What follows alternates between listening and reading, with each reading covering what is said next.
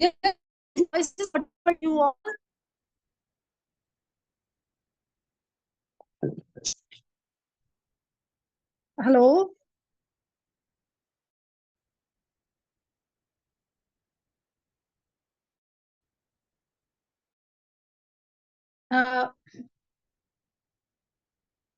Good morning. All is my voice is audible to you? Please reply me so can I continue with the class? Yes, ma'am. Yes, ma'am. Listen everything. Thank you. Thank you. Thank you. Some are old student and we are having some new student in this class today. Yes, Mr. Nilesh.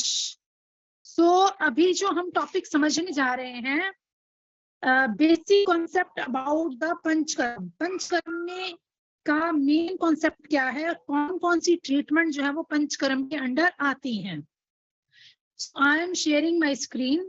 This is a revision class for the old student जो joint है, और नए students के लिए अभी आपको topic wise समझना है कि कौन कौन सी पंचकर्म के अंडर किन किन प्रोसीजर किया जाता है।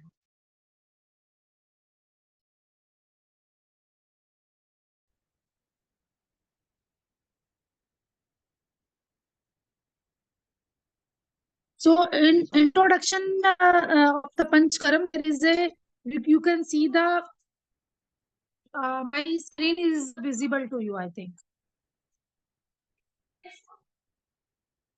So some procedures के pictures जो है वो आपको यहाँ पे show। पंचकर्म जो है ये काय चिकित्सा का ही पार्ट है। आयुर्वेद में दो तरह से ट्रीटमेंट्स किए जाते हैं। फर्स्ट मेडिकल मैनेजमेंट किया जाता है, सेकंड में हम कुछ थेरेपीज के द्वारा पेशेंट्स को ट्रीट करते हैं। सो पंचकर्म का ये जो फील्ड है, it's from the Ayurveda field, जहाँ पे हम थेरेपीज रेजीम के साथ पेशेंट की बॉडी को डिटॉक्स करते हैं, उसके दोषास को एलिमिनेट करते हैं, उसकी बॉडी में होने वाली प्रॉब्लम्स को, जो भी हमारी बॉडी में दोष बढ़ रहा है वात पित्त का, उन दोषास को बैलेंस करके बॉडी को प्यूरिफाई करते हैं। So it is a specialist branch इन आयुर्वेदा। सो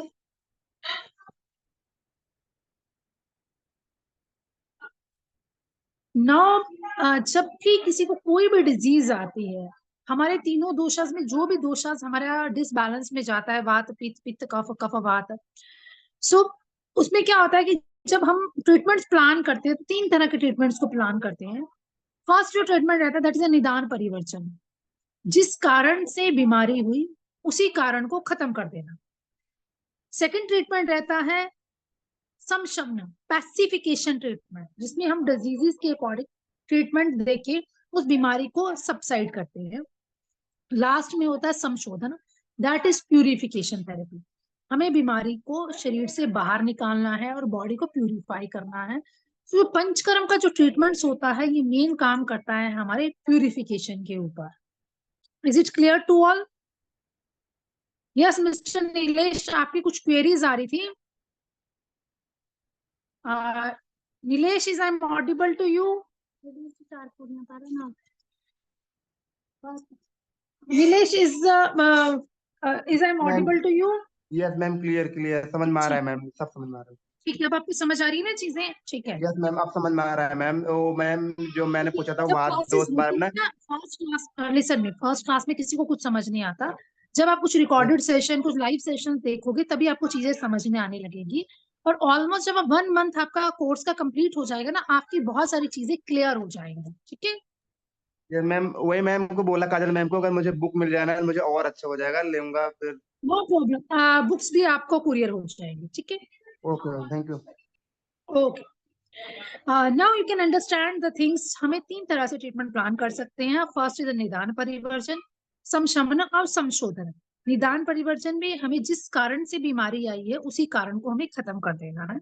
संशोधन, समशमन में हमें ट्रीटमेंट को पैसिफाई करना है, कुछ ऐसी चीजें करनी है जिससे हमारी बीमारी दब जाए।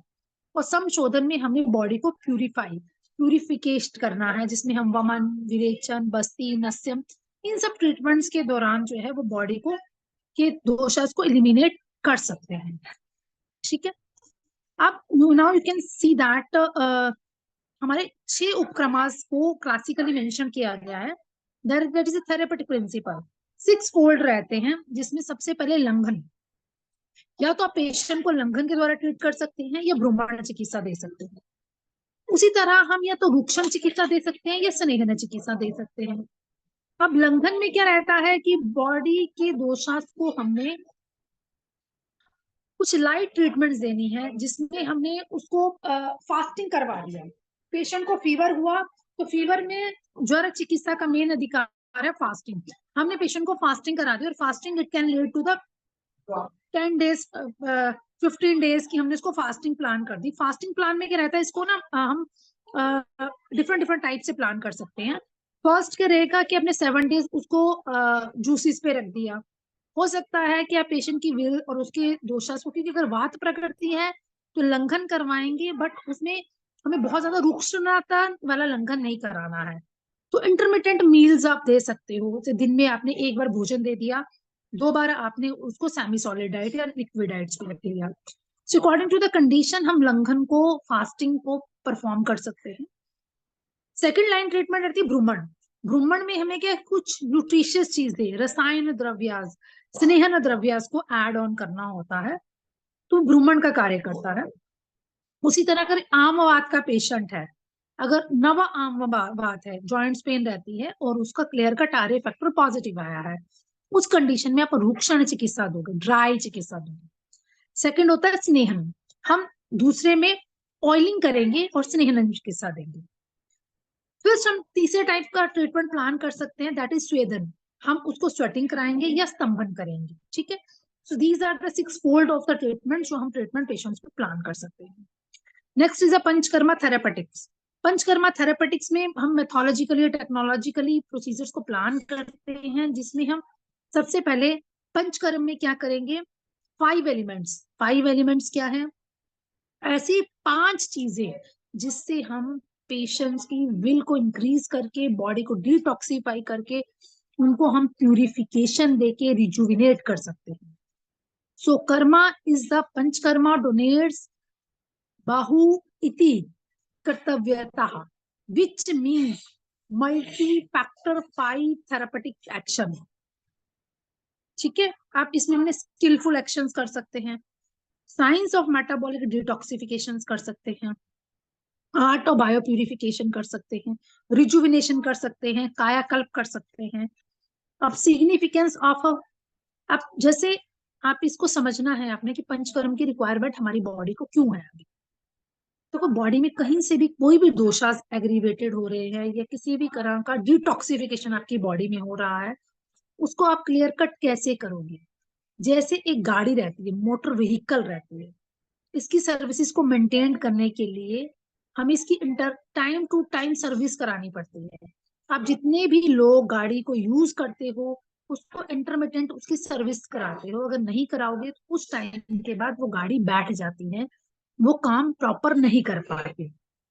सिमिलर लाइक दैट, हमें क्या करना है, हमारी बॉडी में जितने भी टॉक्सिन्स आए हैं, बीमारी आई है, कोई भी प्रॉब्लम्स आ रही हैं, उन प्रॉब्लम्स को सबसाइड करना है, ठीक करना है। वो कैसे करेंगे, उसको प्रॉब्लम को ठीक करने के लिए हमें term of quantity and quality, आपकी आपको व्हीकल की क्वालिटी को इंक्रीज करने के लिए उसमें इंजन ऑयल, लुब्रिकेशन और बहुत सारी चीजें ऐड ऑन करनी पड़ती है टाइम टू टाइम, ताकि वो आपकी गाड़ी लंबे टाइम तक स्वस्थ रहे।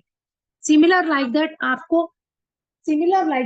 आपको क्या करना है, यहाँ पे अपनी बॉडी को प्यूरिफाई करने के लिए हमें बहुत सारी थेरेपीज, ट्रीटमेंट्स को इम्प्लांट करना पड़ता है, जिससे बॉडी जो है वो इम्प्योरिटीज से दूर रहे। अब पंचकर्म का मेन काम क्या है, removal of formulated impurities or toxins, metabolites, especially from the body fluid, particular in the LSD। अब दूसरी हम समझ सकते हैं कि जितना भी हमारी बॉडी में क्युमुलेटिव दोषास है, अब आप बाहर से खाना खा रहे हैं, वो पच नहीं रहा है, वो टॉक्सिन्स क्रिएट कर रहा है, वो टॉक्सिफिकेशंस बॉडी में कहीं ना कहीं क्युमुलेट हो जाती है, उसको हमें एक्सपेल करना है। ऑब्जेक्टिव ऑफ पंचकर्म क्या है, first to maintain the positive health in the healthy individual, स्वस्थस्य स्वास्थ्य रक्षणम को आयुर्वेद साइंस कभी नहीं बोलती है कि आपको सिर्फ बीमार लोगों का ही ट्रीटमेंट करना है। आयुर्वेद साइंस का मेन सिद्धांत ही यही है, स्वस्थस्य स्वास्थ्य रक्षणम, that is a preventive cure. अगर आप स्वस्थ हो तो आप अपनी स्वस्थता को कैसे मेंटेन करके रखें, किन चीजों का सेवन करें, अपनी बॉडी को कैसे रिजुविनेट करके चले। सेकंड जाता है to obtain extraordinary qualities like rasayana vajikarana and promote pitta and kapha. हमें मेन जो है वो रसायन द्रव्यास का यूज करके या वाजीकर द्रव्यास को यूज करके अपनी हेल्थ को प्रमोट करना है, पित्त और कफ को प्रमोट करना है। Third, to treat remove the elementary and diseases person. तीसरा प्रिंसिपल आता है कि कहीं पे कोई इंसान बीमार हो गया है, उसकी बीमारी को समझ के उसकी क्यूरेटिव केयर की तरफ हमें जाना है, उसके दोषास को बैलेंस करके लेके आना है। इसका रेफरेंस आप चरक संहिता के फर्स्ट अध्याय में ही देख सकते हैं। नेक्स्ट हम समझेंगे पंचकर्म क्या है। First definition of the panchakarma. Panchakarma के थेरापेटिक्स को समझना है। बायो क्लींजिंग थेरापेटिक है, इसमें सिस्टमिक डिटॉक्सिफिकेशन करते हैं, सिस्टमिक बायो प्यूरिफिकेशन करेंगे हम। Next, it is basically A bio cleansing regime. क्या है सबसे पहले पंचकर्म में, एक बायो क्लींजिंग रेजीम है विच facilitate the body system for the better bioavailability of the pharmacological therapies and besides achieving hemostasis of doshas। ठीक है। सो पंचकर्म के जब भी हम प्रोसीजर्स को प्लान करते हैं पेशेंट की उसकी बॉडी के अकॉर्डिंग, उसके दोषास के अकॉर्डिंग, अब क्वेश्चन आता है why we need the bio purification. जैसे हमने गाड़ी की सर्विस तो करवा ली, अब हमें बायो प्यूरिफिकेशन की क्यों रिक्वायरमेंट है? Anybody can tell me? Students में से कोई भी मुझे बता सकता है why we need the bio purification? क्या रिक्वायरमेंट है बायो प्यूरिफिकेशन की?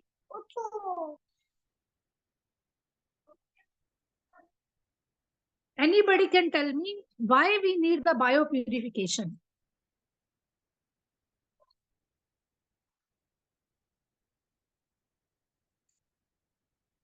देखो बॉडी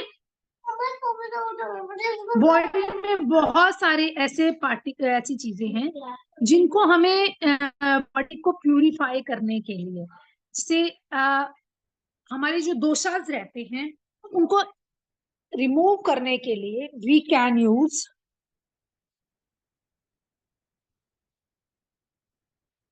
हम इस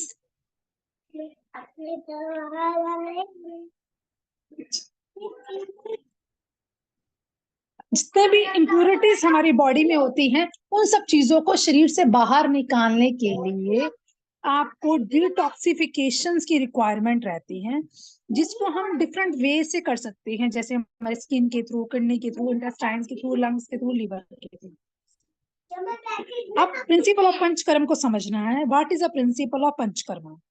प्रिंसिपल का क्या है कि हमारी बॉडी में जहां पे भी एक्यूमुलेटेड दोषास है उन दोषास को क्लीन करना है, क्लींजिंग चैनल्स को करना है, स्रोतस की शुद्धि होगी। स्रोतस शुद्धि होने के साथ साथ अगर आपने से अपत्य आहार खाया है, कोई ऐसी चीजों का सेवन किया है जो आपकी बॉडी में प्रॉपर डाइजेस्ट नहीं हुई है, तो वो क्या बन जाती है? वो आव बन जाती है।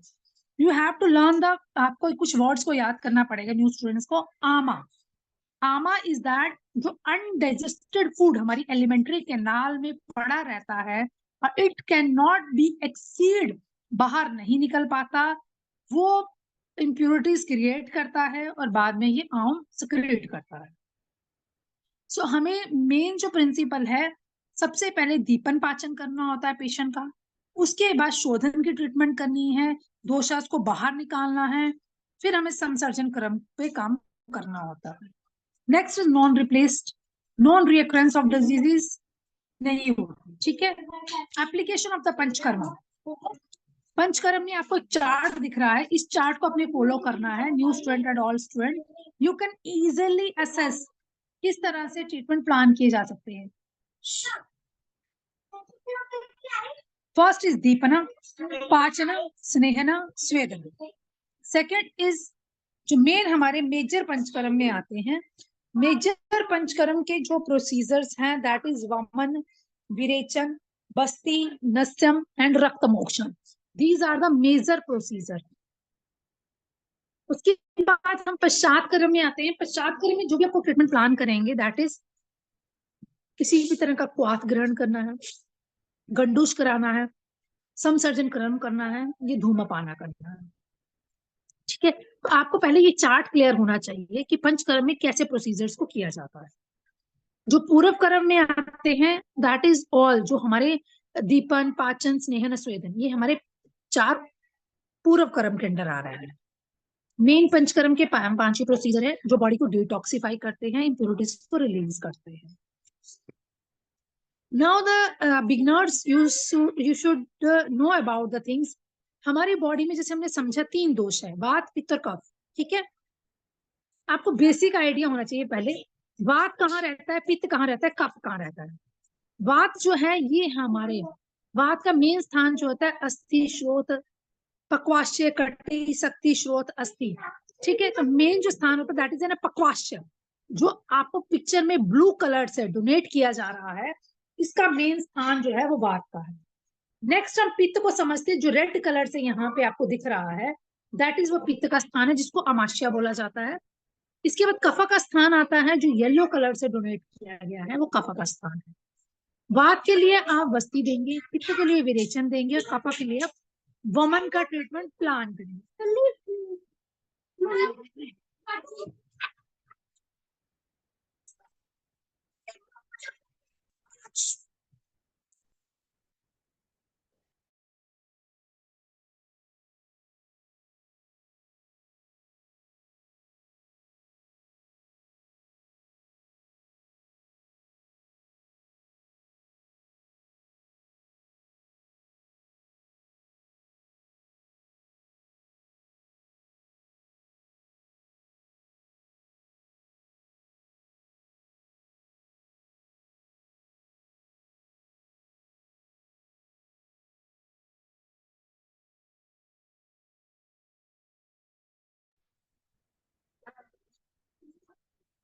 सो आपको जो दोषास के अकॉर्डिंग हमें ट्रीटमेंट प्लान करना होता है। फर्स्ट ऑफ ऑल, जैसे कफ दोष, पित्त दोष, वात दोष, कौन सा दोष बढ़ा हुआ है। किसी का वात दोष बढ़ा है तो उसके लिए हम ट्रीटमेंट प्लान करेंगे वस्ती का। पित्त दोष के लिए हम ट्रीटमेंट प्लान करेंगे विरेचन का, और कफ दोष के लिए हम ट्रीटमेंट प्लान करेंगे वमन का। अभी हमें वात दोष बढ़ा है, बस्ती का ट्रीटमेंट प्लान करना है, तो अगर आप ऋतु के अनुसार जाएंगे कि कौन कौन सी टाइम पीरियड में कौन कौन से ट्रीटमेंट हम प्लान कर सकते हैं, तो वात में हम वर्षा ऋतु में हम बस्ती का ट्रीटमेंट प्लान करेंगे। विरेचन पित्त के लिए हम शरद ऋतु में प्लान करेंगे। कफ जो है वसंत ऋतु में ट्रीटमेंट प्लान किया जाता है, वो वमन प्लान होता है। सो अकॉर्डिंग टू द दोषास जो है और टाइम पीरियड के अकॉर्डिंग आप ट्रीटमेंट्स को प्लान कर सकते हैं। नेक्स्ट हमारा आता है दोष चिकित्सा। देखिए दोष चिकित्सा, यहाँ तक आप सब स्टूडेंट आई थिंक क्लियर हो गया ना कि वमन, विरेचन, बस्ती किस किस दोषास में देनी है, कौन कौन सी ऋतु में हमें प्लान करनी है। अब हमें समझना है कि कफ के लिए वमन तो दिया जाता है, और इसको वसंत ऋतु में ही क्यों करना है, क्योंकि कफ जो है वो वमन कफ के लिए दिया जाता है, और वसंत ऋतु इसमें कफ जो है प्रकोप अवस्था में आता है। जो यहाँ पे ये आपको पिंक कलर से डोनेट हो रही है ऋतुएं, ये मेंशन करेंगी कि इसी ऋतु में ये दोष प्रकोपावस्था में आता है। दोष 3 फॉर्म में आते हैं, संचय, प्रकोप एंड प्रसरावस्था। संचय में जो हमारा कफ होता है वो बढ़ने लगता है थोड़ा थोड़ा। अगर आप देखिए तो नवंबर, दिसंबर में आपको कफ की प्रॉब्लम्स होती हैं, और जनवरी फरवरी में जिसको भी कफ की दिक्कत होती है वो बीमारी बढ़ जाती है उसकी। ठीक है, so these are the criteria जो हम ट्रीटमेंट प्लान करेंगे अकॉर्डिंग टू द ऋतु के अकॉर्डिंग। ठीक है, next you can move to the general guideline. Panchakarma के दौरान आपको किन किन चीजों को फॉलो करना है और किन चीजों को फॉलो नहीं करना है। Student, is this clear to you? Yes, जब ये ma'am. पंचकर्म की, ओके थैंक यू, जब भी आप पंचकर्म के लिए प्लान करोगे तो फर्स्ट ऑफ ऑल आपको पेशेंट को एडवाइस करना है फर्स्ट विजिट पे ही कि उनको दिन में सोना नहीं है। कर्ड का बिल्कुल भी इस्तेमाल थ्रू आउट द प्रोसीजर नहीं करना है, लंबा ड्राइव नहीं करना है, वॉकिंग नहीं करना, स्टैंडिंग पोजीशन, ट्रैवलिंग में नहीं रहना है लॉन्ग ड्यूरेशन में, सस्पेंशन ऑफ नेचुरल अर्जीज को नहीं करना है, एक्सरसाइजेस ज्यादा नहीं करनी, एक्सपोजर टू द एसी नहीं करना है, ब्रीज, सनलाइट, स्मोक, डस्ट, इन सब चीजों को एक्सपोज नहीं करना है। रोज जो है वो रेगुलर डाइटरी इनटेक लेना है।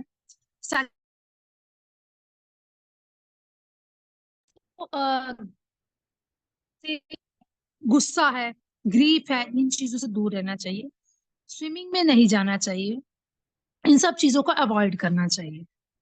क्या करना चाहिए, इनको हल्का गर्म पानी लेना चाहिए, नॉर्मल वाटर लेना चाहिए, और इनको क्या है strictly avoid complication to the maximum benefits. जो भी हमारी बॉडी में कॉम्प्लिकेशंस आ रही हैं उसको समझते हुए ही इमीडिएटली ट्रीटमेंट।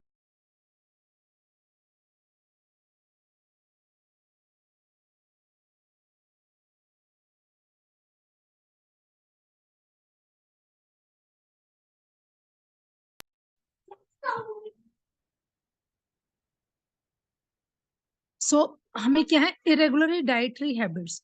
सो जब ये पंचकर्म प्लान करते हैं डू एंड डोंट्स को समझते हुए ही you can plan for that. ठीक है, जैसे यहाँ पे अपने पेशेंट के लिए प्लान किया वमन,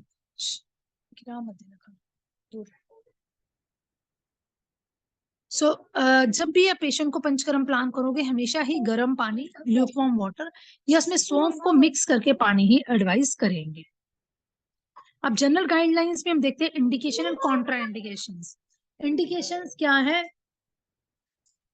इंडिकेशन क्या है, सबसे पहले chronic rehabilitation condition like paralysis, multiple sclerosis, multiple fracture, psoriasis, spondylosis, arthritis, parkinsonism, cerebral palsy, obesity, infertility, इन सब चीजों की गाइडलाइन को हमें समझना है, उन सब की इंडिकेशंस को हमें समझना है, कॉन्ट्रा इंडिकेशंस को हमें समझना है। So these are the diseases जो हम इंडिकेट कर सकते हैं। कॉन्ट्रा इंडिकेशंस में हमें देखना है पेशेंट जो है वो मेंस्ट्रुएशन फेज आ रहा है, नर्सिंग मदर्स है, कॉम्प्लिकेटेड प्रेगनेंसी किसी की हो रही है, इमरजेंसी कंडीशंस हैं, नॉन कोऑपरेटिव पेशेंट्स हैं, कॉन्ट्रा इंडिकेशंस है। अगर किसी पेशेंट को अपने पंचकर्म प्लान किया और कोऑपरेट ही नहीं कर रहा है, वो खाने में कुछ भी ले रहा है, या पेशेंट पहले ही आपको बता देता है कि उसके पास इतना टाइम ही नहीं है कि पूरे प्रोसीजर को समझ के वो फुलफिल कर सके, so in that conditions you have to see the patients की प्रॉब्लम्स को समझते हुए उसको हमें रेक्टिफाई करना है। इनडाइजेशन का कंडीशन है, नवा ज्वर का है, हंग्री है, थर्स्टी है, चीजों को अवॉइड करना है, कंज्यूम्ड अल्कोहल पीता है तो उसको अवॉइड करना है। Administration of the Panchakarma, Panchakarma का एडमिनिस्ट्रेशन कैसे किया जाता है, first is a major main procedure, 5 procedure main रहते हैं क्लासिकली पंचकर्म में। उसके बाद कुछ केरलीय पंचकर्म के प्रोसीजर्स आते हैं, कुछ कायाकल्प प्रोसीजर्स हैं, कुछ मिसलेनियस प्रोसीजर्स होते हैं। So you have to understand the things कि कौन कौन से प्रोसीजर्स कब कब इंडिकेटेड है और किस तरह से परफॉर्म किए जाते हैं। इन एवरी क्लास आपको एक एक प्रोसीजर्स के बारे में आइडेंटिफाई करवाया जाएगा, उसके प्रैक्टिकल्स थ्रू वीडियोस आपको बताए जाएंगे, तो आपके सारे ही प्रोसीजर्स जो है वो क्लियर हो जाएंगे। अभी मेजर जो मेन प्रोसीजर्स रहते हैं 5 प्रोसीजर्स हैं, वमन, विरेचन, बस्ती, नस्यम, रक्तमोक्षण। आप now you can see in the figure, अब आपको फिगर दिख रही है जिसमें आप पित्त को, वात को और कफ को समझ सकते हैं। वात का स्थान जो है वो बस्ती है नीचे की तरफ, पित्त का स्थान मिड में है विरेचन के लिए, कफ का स्थान ऊपर वमन के लिए, और इससे पहले हम नस्यम कराते हैं।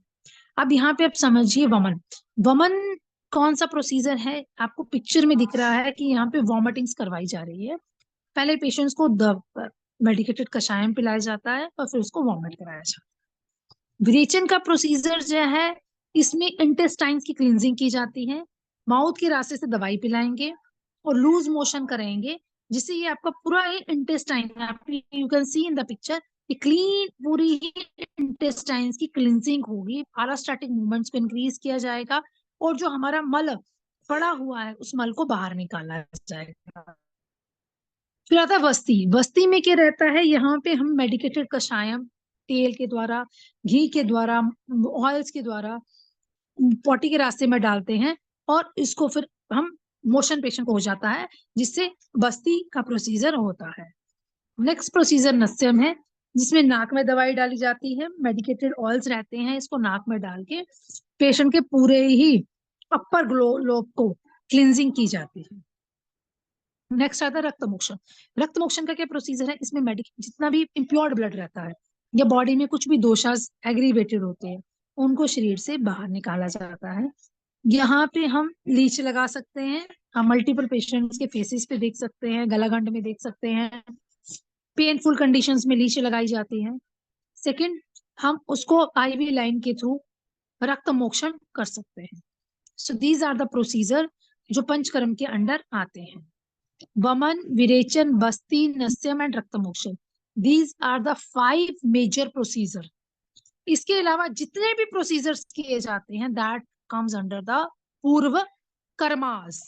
उसको हम प्री ऑपरेटिव प्रोसीजर्स बोलते हैं, जिसमें हमारा पिंड स्वेदन आता है, सर्वांग धारा है, सर्वांग स्वेदन है, शिरोधारा, शिरोबस्ती, लेपम, अन्न लेप, शिरोलेप, एकांग्र लेप, all these are comes under the this procedure.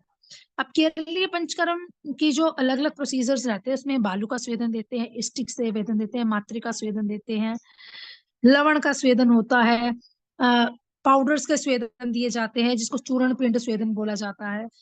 पोटली, जड़ी बूटियों की पत्तों की पोटली दी जाती है, लेमन्स को यूज करके किया जाता है, वला, वच, क्षीर, धूम को यूज किया जाता है, पुटपाक दिए जाते हैं, वाष्प स्वेदन किया जाता है, षष्टिकशाली को यूज करते हैं, उसका स्वेदन किया जाता है। ये मांस, जड़ी बूट, मांस को यूज करके, जहाँ पे मस्कुलर डिस्ट्रॉफी है, ये मांस का क्षय हो रहा है, वहां पे बकरे के मांस को यूज करके भी इसके प्रोसीजर्स को कर सकते हैं। So all the student, is this clear to you कि हमें कौन कौन से प्रोसीजर्स को वी कैन परफॉर्म, हम कैसे इसको परफॉर्म कर सकते हैं। इन ईच क्लास आपको इंडिविजुअली कोई प्रोसीजर्स बताए जाएंगे। अगर भी आपका कोई भी क्वेश्चन है तो you can ask. We are having 3 to 4 minutes। किसी का कोई भी क्वेश्चन है तो आप अपने क्वेश्चन को पूछ सकते हैं।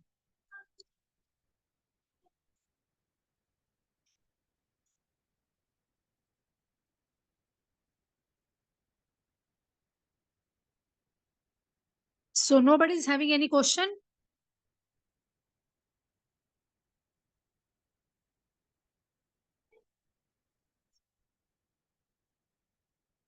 Now the time is open। अगर किसी भी स्टूडेंट को आज की क्लास या पीछे की कोई भी क्लासेस के रिगार्डिंग कोई भी क्वेश्चंस हैं तो वो पूछ सकता है। यस खुशी, मोहम्मद अरशद, सोनल दीक्षित, राहुल।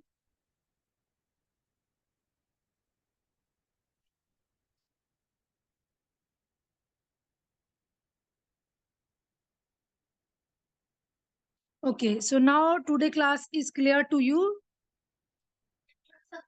हमें मेन चीजों को यही समझना है, पंचकर्म में कौन से प्रोसीजर्स है, कौन से पूर्व कर्म के अंडर आते हैं।